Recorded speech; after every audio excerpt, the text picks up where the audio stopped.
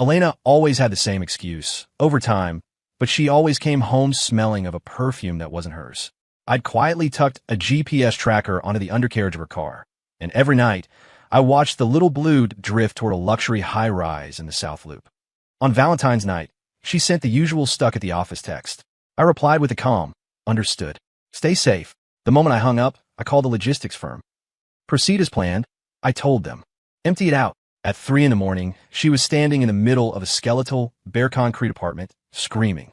The building's residence forum erupted. Elena got caught cheating and was evicted overnight. Her lover's wife cornered her at the curb, playing the recordings of her trysts for the whole street to hear.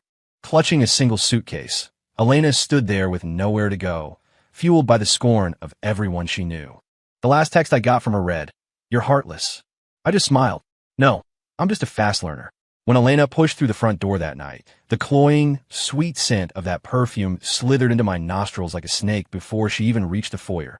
It was a cheap scent, layered with a desperate kind of provocation. The exact same smell she'd brought home last Wednesday and the Friday before that, whenever she was working late. In this house, I bought her perfumes that started at 4 digits a bottle. She never used them. She said they weren't special enough. Well, this special scent was enough to make me gag. I'm exhausted, she sighed, kicking off her stilettos. Her voice was pulled thin, a choreographed display of fatigue. She tossed her designer bag onto the console table with a heavy thud. The client on today's account was a total vampire. Revision after revision, right up until now. I didn't even have time for dinner. As she complained, she rubbed her neck. Her eyes darted toward me, grazing my face for a split second before snapping away to fixate on the hardwood floor. I was sitting on the sofa, a hardcover book in my hands, the shrink wrap still intact. The overhead LED lights were cold, casting a sterile white glow over her meticulously painted face. Her eyeliner was thick, winged out to a sharp point, and her lashes were flared like tiny fans. Her lips were coated in a vibrant, siren red gloss that shimmered under the light. She didn't look like a weary executive who had just been chewed out by a client. She looked like a lead actress who had just taken her final bow in a high-budget play, buzzing with a lingering excitement and a hidden sense of satiation. Is that right? I responded. My voice was flat, a dead calm. I traced the smooth, cold plastic of the book's wrapper. That chill seeped through my fingertips and into my veins. Sounds like a long day. I looked up, staring directly at her. As expected, her eyes flickered away. She licked her lips, a nervous habit, making that red gloss catch the light again. Yeah, tell me about it. She avoided my gaze, leaning down to pick up her heels with stiff, awkward movements. I'm gonna hop in a shower. I feel gross. She practically fled, clutching her shoes as she hurried toward the master bath. The slap of her slippers against the floor echoed in the unnatural silence of the apartment. The bathroom door clicked shut. Soon, the roar of the shower drowned out everything else. I didn't move. I used my thumb to pick at the corner of the book's plastic wrap. The only sound in the house was the water, monotonous, hollow like a countdown. That stranger's perfume clung stubbornly to the air, mixing with the familiar lemon-scented diffusers in the hall to create a nauseating, discordant stench. This wasn't the first time. The last time, she said, was a department happy hour, but she came back with a dark, indistinct stain on the back of her skirt. It looked like red wine, but not quite. The time before that, her phone died, and she was off the grid for 3 hours. When she returned, there was a faint red mark near her collarbone. She claimed it was a mosquito bite she'd scratched. In the middle of a Chicago winter? No. I believed her. Or rather, I forced myself to. I stood up and walked to the foyer. Her bag was slumped there like a wide-mouthed beast. I reached out, my fingers hovering over the clasp for a few seconds. In the end, I didn't open it. There are some things that, once torn open, can never be mended. And it wasn't time. Not yet. I went to the kitchen and poured myself a glass of ice water. The liquid burned cold down my throat, but the irritation in my chest didn't fade. The shower stopped. The bathroom door opened, and a cloud of steam scented with my body wash billowed out, trying to mask that damn perfume. Elena emerged in a silk nightgown, her wet hair draped over her shoulders. Without the makeup, her face looked pale and tired, a version of her that felt more real than the one that had walked through the door. She came over to me, leaning in close. The warmth of the steam and the scent of the soap hit me. "Hey," she murmured, her voice softening into a coy, flirtatious tone. She wrapped her arms around my waist and rested her head on my shoulder. "Home is so much better. The people out there are just exhausting." Her body was soft and warm. In the past, I would have melted. I would have held her tight, kissed her hair, and told her she was safe now. But now my muscles were locked tight like a block of frozen stone. Her hug, her warmth, the scent of the soap I paid for, none of it could break through the thick layer of ice around my heart. And beneath that ice, the magma was beginning to roar. I raised my hand, my movements mechanical, and gave her a light pat on the back. "Get some sleep then," I said. My voice was muffled, as if through frosted glass. She seemed to notice my coldness. She pulled back slightly, searching my face with a look of quiet scrutiny and a flicker of underlying tension. "What's wrong? You okay?" "I'm Fina." I forced a corner of my mouth up into a semblance of a smile, but my facial muscles felt frozen. "Just tired for you. Go to bed." She didn't push it. She gave me one last look, a complex expression I couldn't quite read, and then nodded, letting go of me and heading toward the bedroom. "You should get some rest too." I stayed where I was, listening to the bedroom door close. I was alone in the living room with that lingering, cursed scent.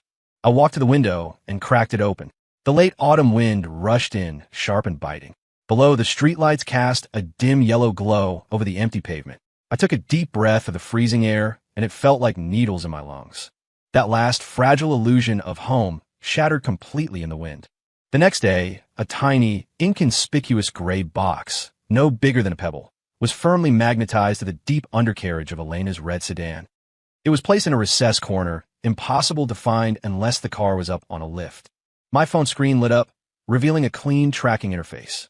The blue dot representing Elena was currently stationary beneath a gleaming corporate skyscraper downtown. Her office. Correct coordinates. I sat in my own office, high-priority contracts spread out before me, but my eyes were magnetized to the phone. Time crawl. 5:00 p.m. Rush hour. The blue dot began to move, slowly filtering into the gridlocked city traffic. The route was familiar, the way home. Strangely, my heart rate steadied. My fingers tapped a monotonous rhythm on the desk. But just as the car approached the main turnoff for our neighborhood, the dot veered. Like a sleek fish darting away, it moved off the established path and headed in the opposite direction, toward the South Loop. On the map, there were no malls that way. No gym she used. Just dense, high-end residential towers. I stared at the screen, watching my wife's dot move toward an unknown coordinate in the south. The light of the screen turned my face a ghostly white. The office AC was humming, but a chill raced from the soles of my feet to the top of my head. My stomach felt like it was filled with lead and ice, heavy and suffocating. I leaned back and closed my eyes. Scenes flashed unbidden. Elena carefully drawing her eyeliner in the mirror, her spinning in that new, low-cut dress, the way she'd lower her voice and walk out to the balcony for certain calls. All those details I'd ignored or covered up with trust were now serrated blades, flaying my heart open. The suspicion hadn't been paranoia. Every late night, every client dinner, every dead battery had been leading to this one filthy destination. I snapped my eyes open. They were bloodshot but dry. There were no tears left, only a hollow numbness and a cold, predatory resolve growing amidst the ruins.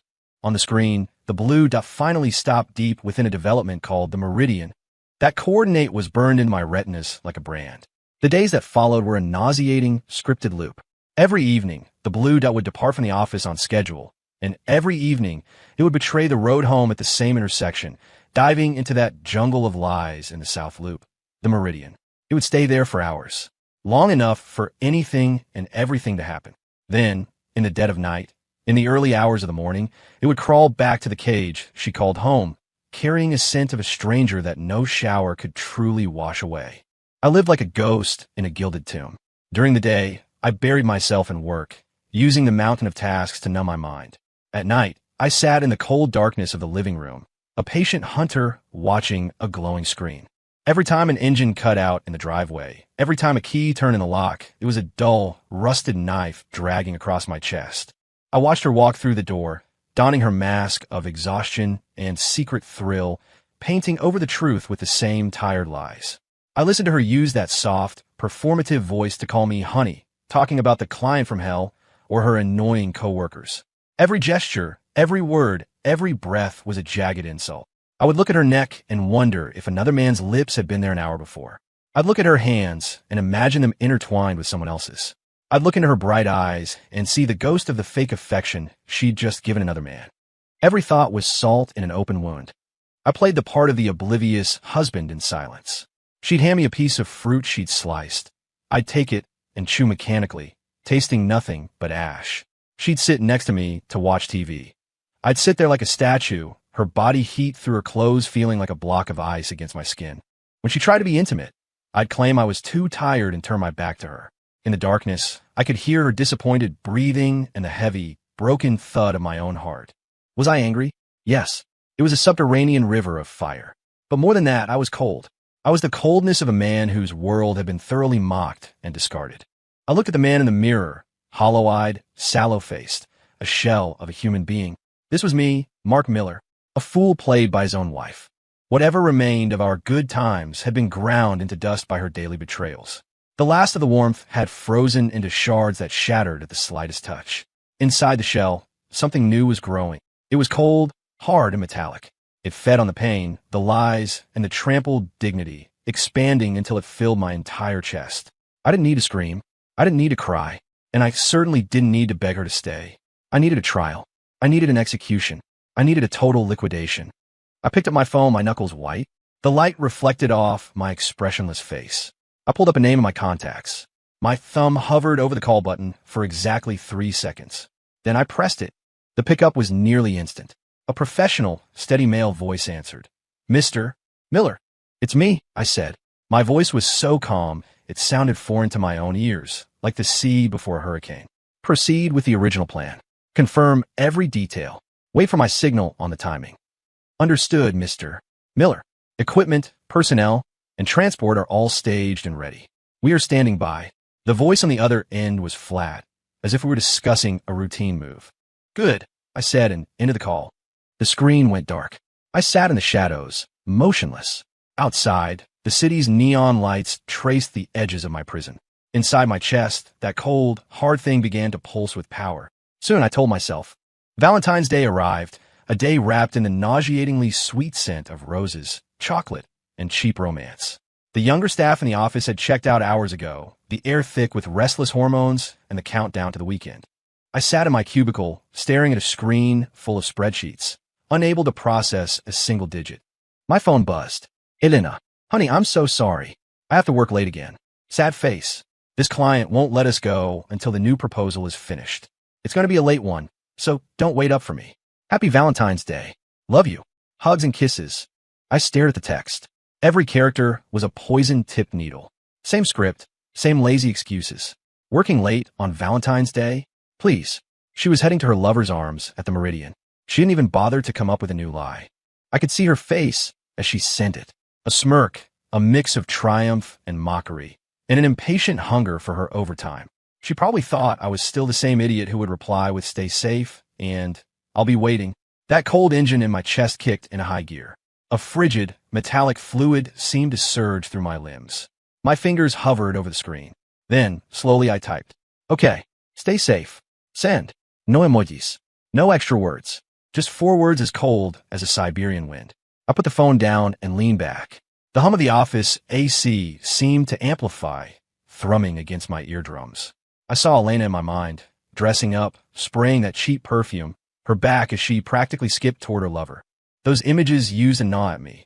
Now, they were just background noise. I picked up the desk phone and dialed the number I'd memorized. It's me. My voice was a flat line. Go. Now. Target. Unit 1702. The key is in the usual spot. Everything. Leave nothing. Copy that, Mr. Miller. The fleet is moving. ETA, 10 minutes to the perimeter. The locksmith and cleaning crew are synced.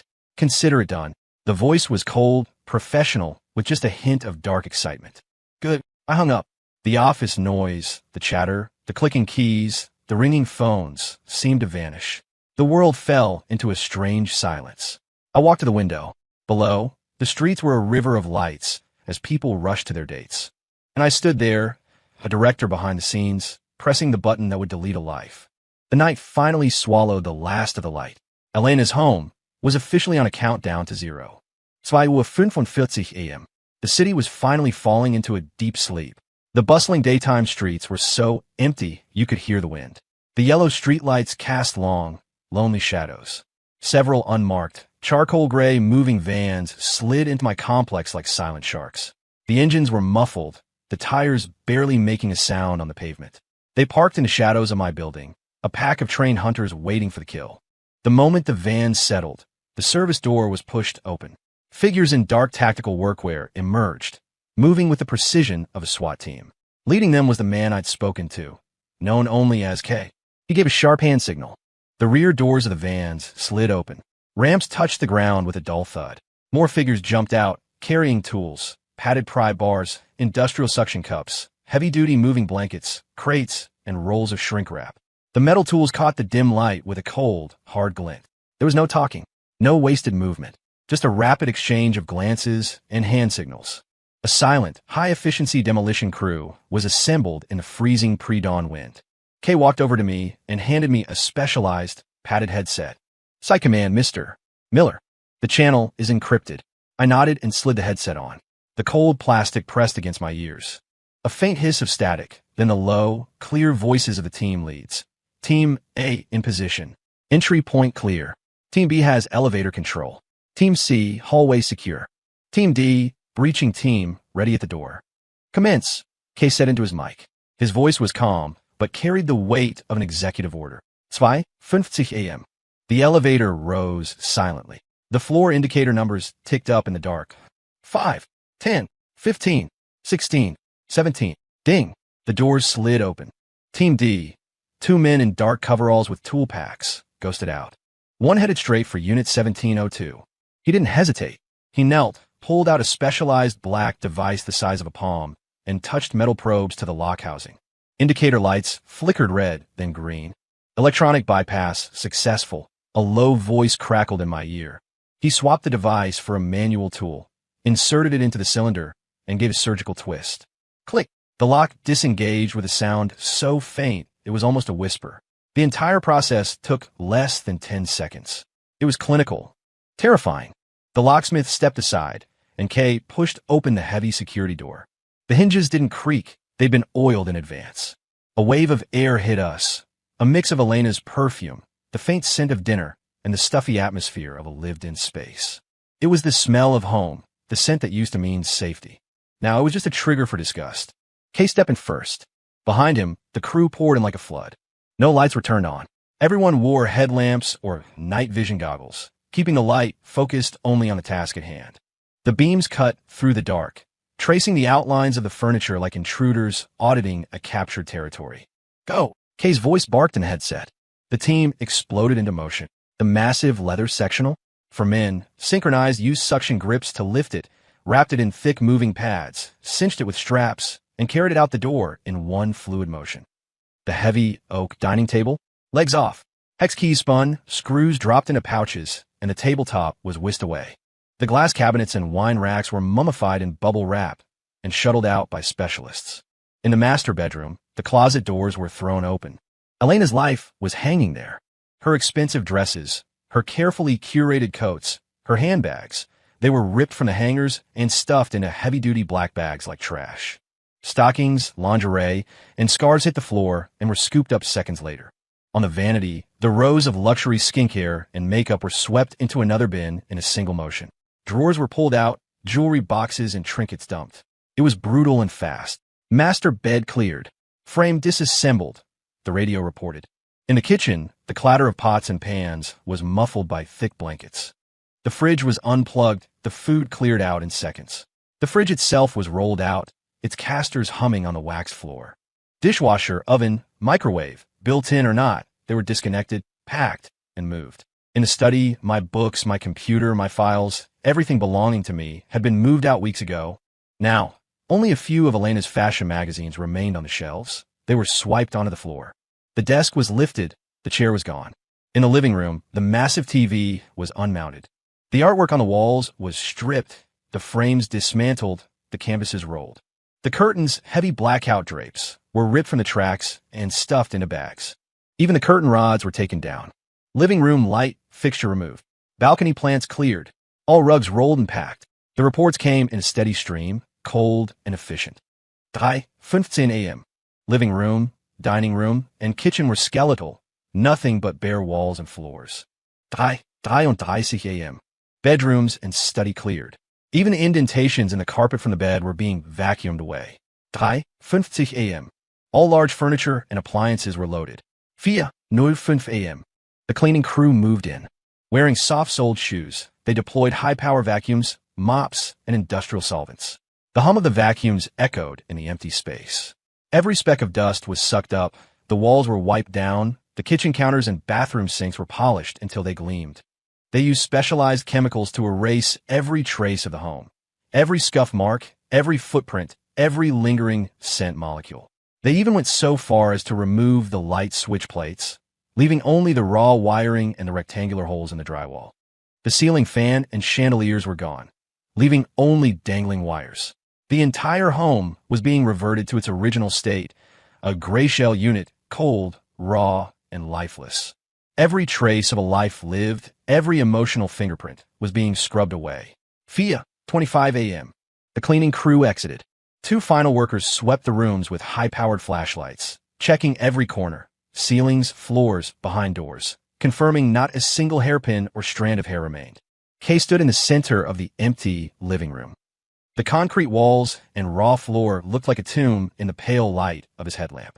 It looked like any other unrented, unfinished unit in the city. Target cleared. Cleaning complete. Inventory loaded. No traces remaining. Kay reported. Silence on the comms, just the hiss of static. Then my voice, withdraw. Copy that, Kay replied. He turned and was the last to walk out. He pulled the door shut. The lock clicked into place. The hallway was silent. The crew descended. They boarded the vans. The engines turned over with a low purr and the fleet slid out of the complex, vanishing into the Chicago night.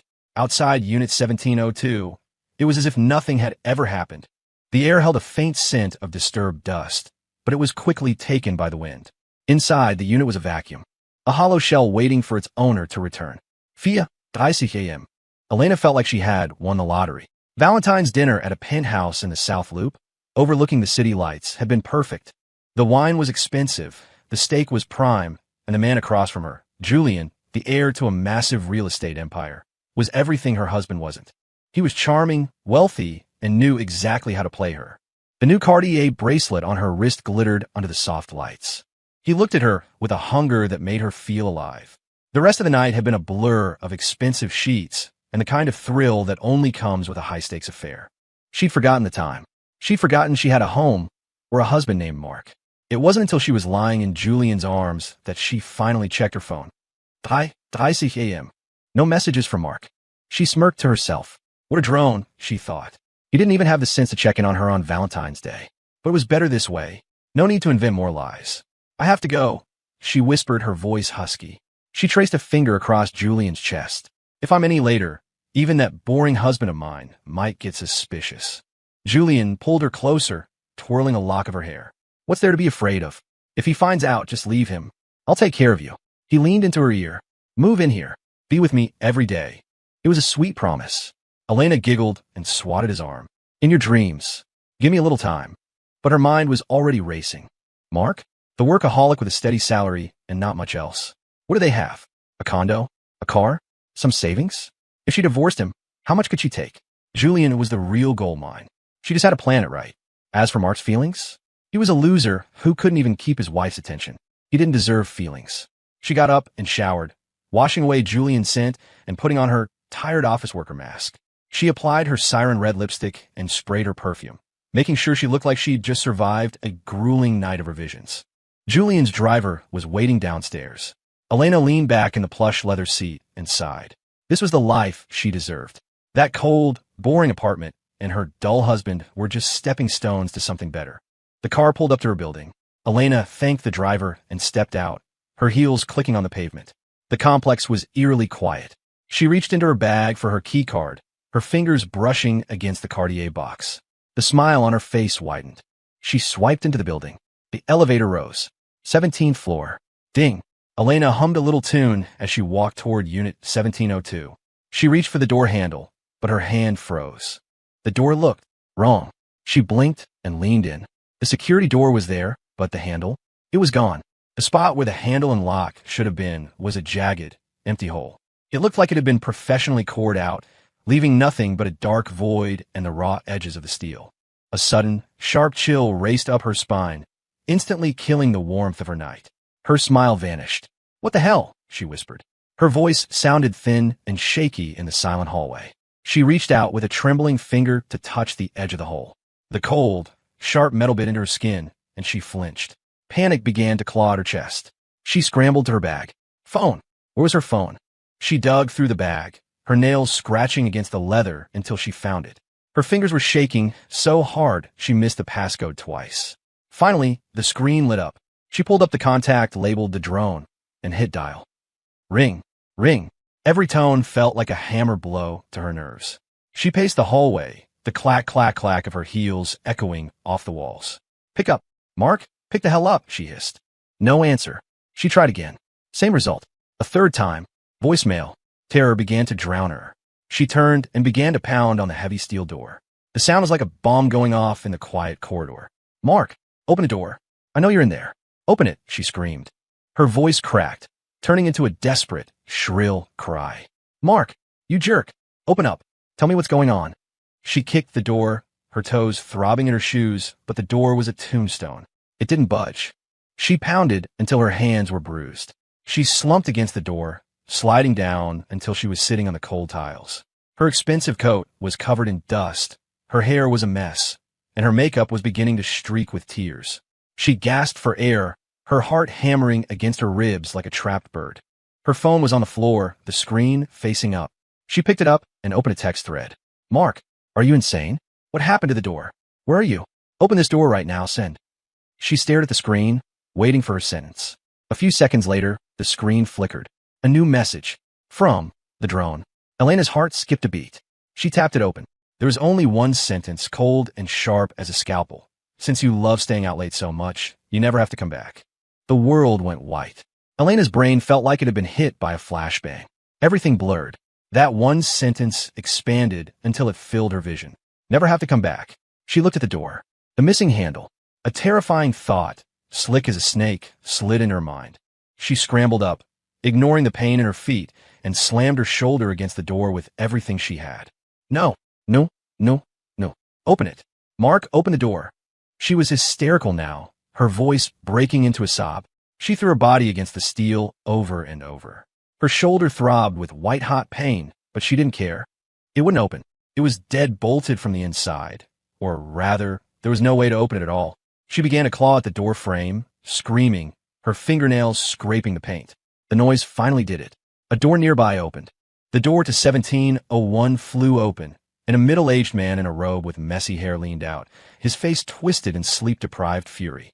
But when he saw the disheveled woman screaming and kicking at the door, his anger turned to shock. Elena? What the hell is going on? It was Mr. Henderson, the neighbor.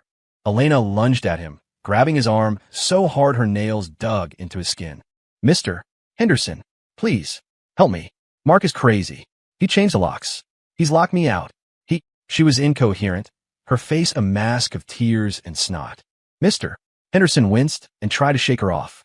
Calm down. What are you talking about? Mark locked you out? That doesn't sound like him. It's true. Please, call the police. Or the building manager. Do something. The neighbor looked at her, looking like a madwoman in the middle of the night, and got scared. He didn't want any part of this drama. He shoved her away and slammed his door, yelling through the wood. Take it somewhere else. Some of us have to work in the morning. The slam of the door was like a final gavel. Elena slumped against the wall, the silence of the hallway feeling heavier than before. The police? What would she say? My husband won't let me in? It sounded ridiculous. The manager?